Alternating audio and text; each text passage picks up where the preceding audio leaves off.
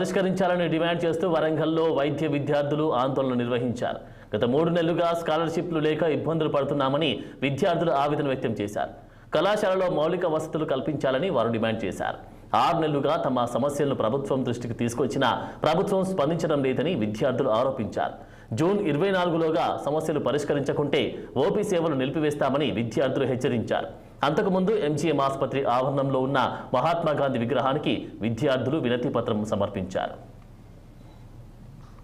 Junior doctors association పిలుపు మేరకు మేము 24వ తారీఖు నుంచి సమ్మెకు దిగబోతున్నాం.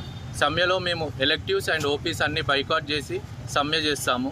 మాకు సమ్మె మేము దిగాల్సిన కారణాలు ఏంటంటే మాకు నెల జీతాలు సరిగ్గా రావట్లేదు.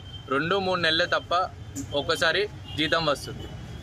దీంతో మాకు చాలా ఇబ్బందులు అవుతున్నాయి ఫైనాన్షియల్గా. మా పీజీ చేసే వాళ్ళందరికీ మ్యాక్సిమం 40% మందికి ఫ్యామిలీస్ పెళ్ళిళ్ళు అయిపోయి ఉన్నాయి. జీతం లేక 2-3 నెలలతో చాలా కష్టాలు పడుతున్నాం. ఇంకొకటి మా ఈ స్టైఫండ్తో కాకుండా ఇంకో ఇష్యూ ఉస్మానియా క్యాంపస్లో కొత్త బిల్డింగ్ కావాలని. అది లాస్ట్ ప్రభుత్వం నుంచి జరుగుతున్నాయి కానీ చర్చలు ఒక కొలిక్కి అయితే రాలేదు. మేము చూడాలి. నీట్ పరీక్షను